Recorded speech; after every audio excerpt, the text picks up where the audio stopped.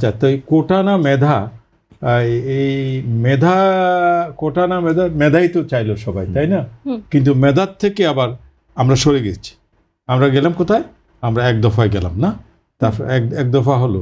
এক দফার পরে যখন ওই যে আওয়ামী লীগের মানে ওনারা দেশ থেকে পালিয়ে গেলেন, তখন কি হবে সেটা আমাদের কোনো কর্মকাণ্ডের বা চিন্তাভাবনার কোনো প্ল্যান ছিল না।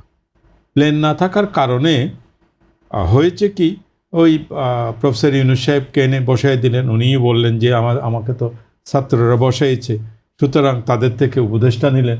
উপদেষ্টা নিয়ে উনি সরকার গঠন করলেন যাকে যাকে নিয়ে নেওয়ার দরকার। নাই পুলিশ, নাই র্যাব, নাই আমলারা তো আমলারাই। সুতরাং এইভাবে হয় না। একমাত্র স্মার্ট সিটি বসুন্ধরা, আধুনিকতায় এক ধাপ এগিয়ে। এইভাবে তো শুধু এইবারের ঘটনা নয়, এর আগে যদি এদেশের ভারতবর্ষের ইতিহাস যদি আমরা ঘাটাঘাটি করি, তাহলে দেখব যে এই ধরনের বারবার রক্ত দিয়েছে, বারবার আন্দোলন হয়েছে, বারবার মানুষের প্রাপ্তির জন্য মানুষ মানে আশা করেছে, আশান্বিত হয়েছে। সুতরাং এবারও মানে মানে ঘটনাটা তো অনেকটা সিমিলার। তাহলে এরপরে যেটা আমার উপলব্ধিতে ছিল, জনসচেতনতার কথা দুইজনেই বলেছেন। জনসচেতনতা যেমন মানে ওনারা চলে গেলেন, শেখ হাসিনা দেশ ত্যাগ করলেন বা পালিয়ে গেলেন, তারপর উচিত ছিল যদি আগে প্ল্যান করা থাকতো যে মানুষকে সচেতন না করে আইন বলেন, কর্মকাণ্ড বলেন, যে কোনো পদক্ষেপ বলেন, কোনোটাই সফল হবে না আনলেস সাধারণ মানুষ পার্টিসিপেট না করলে। তাহলে করা কি উচিত ছিল? সমস্ত দেশটাকে টুকরো টুকরো করে সচেতন করার একটা প্রোগ্রাম নেওয়া উচিত ছিল।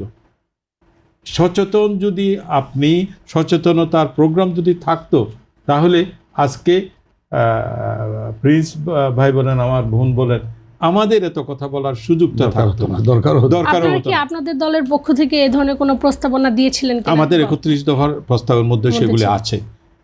যেটা বলছিলাম যে এই আমাদের 31 দফা প্রস্তাবের মধ্যে আছে, এবং এই বিষয়গুলো নিয়ে আমি আজকে আমাকে আপনি আবার মানে অন্যদিকে ডাইভার্ট করে দিলেন।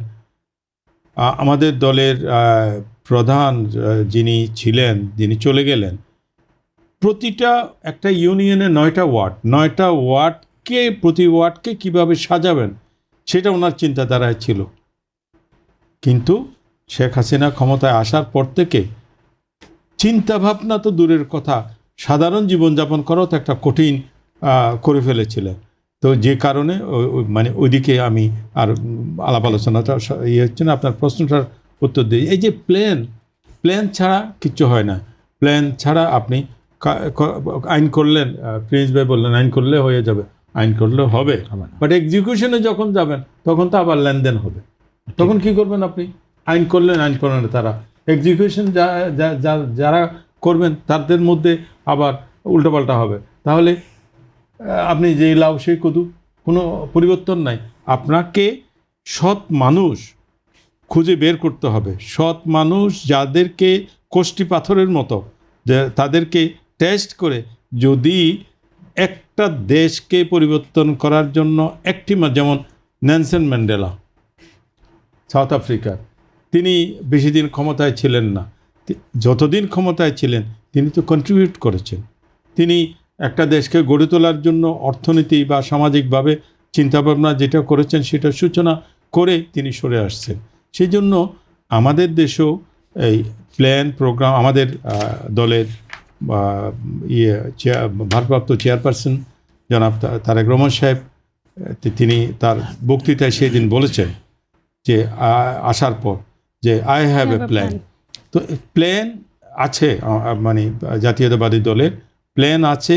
প্ল্যান এক্সিকিউশনের জন্য মানুষ লাগবে। প্ল্যান সততার সাথে এক্সিকিউশন যদি হয়, ইনশাআল্লাহ 31 দফা বাস্তবায়ন হলে আজকে আমাদের নির্বাচন বলেন, আমাদের জীবনযাত্রা বলেন, ভাই পেঁয়াজের দাম 35 টাকা থেকে 135 হয়ে যায় কীভাবে? ডালের দাম, ডাল তো একরকম না, প্রকারভেদ আছে অনেকগুলো ডাল। এই 70 টাকা থেকে 300 টাকা 250 টাকা হয় কিভাবে? এখানে জাদু আছে নাকি? না, এই যে সমস্যাগুলো আছে এগুলিকে আপনার অ্যাড্রেস করে, তিনি যে প্ল্যানের কথা বলেছেন, প্ল্যানের মাধ্যমে অ্যাড্রেস করে এগুলিকে যদি এক্সিকিউশন পর্যায়ে, আমাদের দেশে অনেক চেম্বার আছে, প্রেস ভাই, চেম্বার আছে, অ্যাসোসিয়েশন আছে, এগুলিকে কাজে লাগাতে হবে, ওয়ার্কেবল করতে হবে। তাদেরকে বিভিন্ন আমাদের 64 ডিস্ট্রিক্ট না, 64 ডিস্ট্রিক্টে তাদেরকে কাজে লাগিয়ে তাদেরকে ভিআইপি সিআইপি বানানোর জন্য না, তাদেরকে মানুষের কল্যাণের জন্য নিবেদিত প্রাণ হিসাবে গড়ে তোলার জন্য কম্পিটিশন হোক। সেখানে আইন সেখানে পরিবর্তন করতে হবে। আইন পরিবর্তন এবং এক্সিকিউশন দুইটা কিন্তু এক জিনিস না। আপনি আইন পরিবর্তন, সুন্দর সুন্দর আইন করলেন, পার্লামেন্টে সেগুলি পাস হয়ে গেল, আবার এবার তো আপার হাউস বলে একটা কথাবার্তা শুনতেছি। আপার হাউসের কি হবে, সেটার ধরন কি হবে, সেটার উপর আবার হানা ভোট হচ্ছে। ওই যে 31 দফা, আপনাদের 31 দফাতে আপার হাউস প্রপোজ ছিল। আপার হাউস তো সবাই এগ্রি করেছে। তো তাহলে আমরা ছাড়া আর কি। আপনারা করেন নাই, অন্যরা সবাই করেছেন।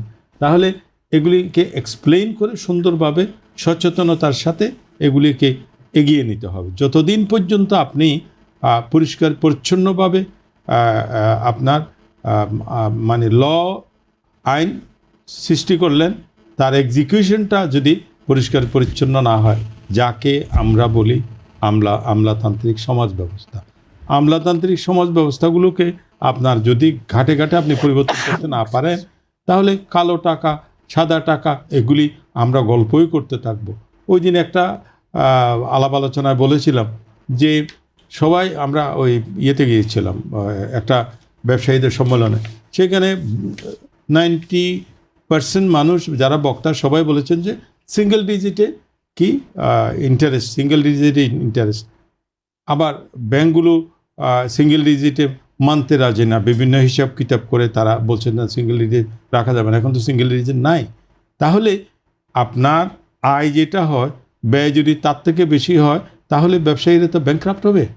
এই দেশের শান্তি শৃঙ্খলা কোত্থেকে আসবে? অর্থনীতি যদি সুশৃঙ্খল করতে হয়, তাহলে আইন এক্সিকিউশন সমন্বয় থাকতে হবে, এবং সমন্বয়ের মাধ্যমে আপনাকে সৎ মানুষ খুঁজে বের করতে হবে। সৎ মানুষ খুঁজে যতদিন পর্যন্ত কাজে লাগাবেন না, তাহলে তো ওই ডেস্ক খুলে, ডেস্কটা খোলা থাকে অনেক জায়গায়, আমি দেখেছি বিভিন্ন দপ্তরে ডেস্ক খোলা থাকে, ডেস্কের ভিতর ফেলে দেয়। কি ফেলে আমি আমরা সবাই জানি। তাহলে এই থেকে দেশকে, মানুষকে যদি পরিত্রাণ করতে হয়, তাহলে আপনাকে গোড়ায় হাত দিতে হবে। এবং আমার বিশ্বাস আমাদের দলের ভারপ্রাপ্ত চেয়ারপারসন জনাব তারেক রহমান সাহেব, যে ওনার যে প্ল্যান, সেই প্ল্যান বাস্তবায়ন, এক্সিকিউশনে যদি প্রপারলি ইনশাল্লাহ আমরা করতে পারি, তাহলে আস্তে আস্তে দেশ এগিয়ে যাবে, অর্থনীতির সুশৃঙ্খলতার মধ্যে আসবে, প্রোডাকশন আসবে। আর প্রিন্স ভাইরা তো যেই দল করেন, শ্রমিক শ্রেণীকে ওনারা সব কিছু দিতে চান, আয়ের সমন্বয় ছাড়া শ্রমিক শ্রেণীকেও দেবেন কোত্থেকে? যিনি ফ্যাক্টরির মালিক, উৎপাদন ছাড়া তো দিতে পারবে না, আগে তো উৎপাদন বেশি হইতে হবে, সমন্বয় তো লাগবে, তারপরে ডিস্ট্রিবিউশনটা ঠিক করতে হবে। সমন্বয় লাগবে। এখন আরও কিছু আইন কানুন হয়ে গেছে বাই দি স্টেপ, যে আইন কানুনগুলো বাস্তবতার সাথে কি সামঞ্জস্য না।